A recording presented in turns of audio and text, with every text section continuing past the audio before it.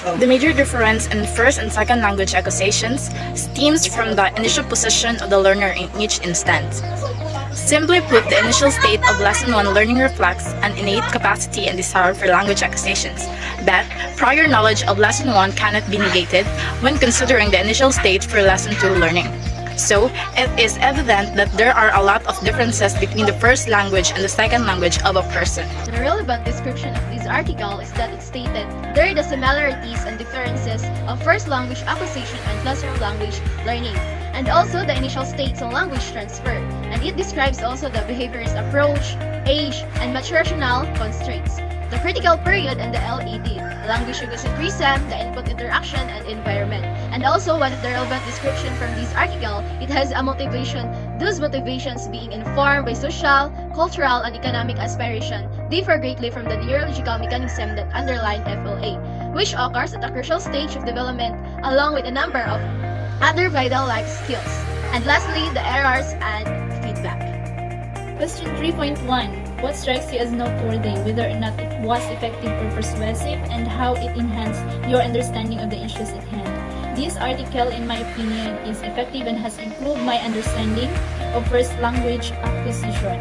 Notably, this study provides a better understanding of what constitutes first language through the various theories discussed in this article.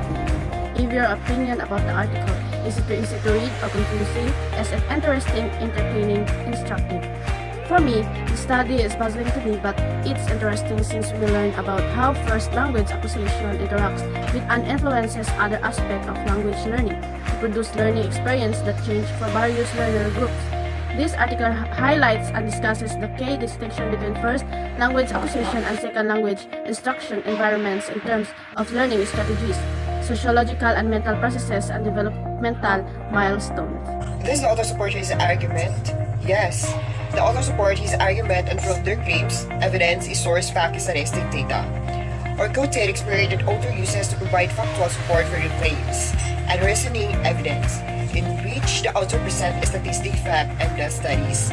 What are the article's greatest strengths? So there are some of the greatest strengths of the article: creativity, originality, open mindedness, detail-oriented, curiosity, flexibility, and versatility.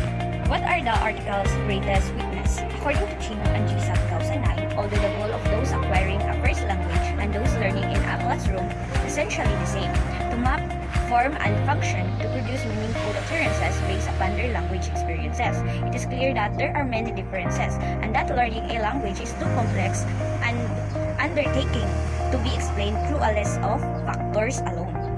Who would you recommend the article to?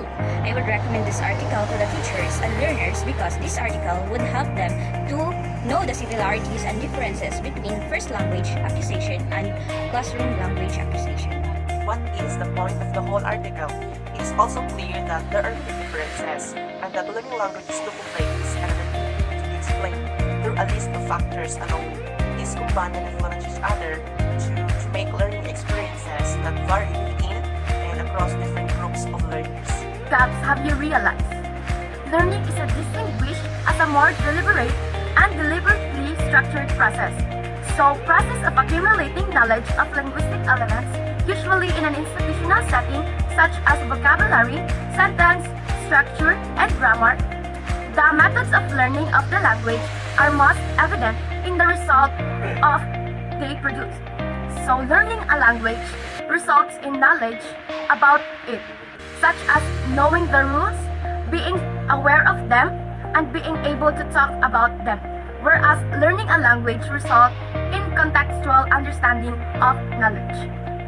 The issues and concerns that are not addressed by the article is that learning a foreign language where it was acquired inside the classroom or mother tongue that is considered or whether a second language through exposure in a natural setting involved or whether a foreign language is being learned formally in a classroom and school setting.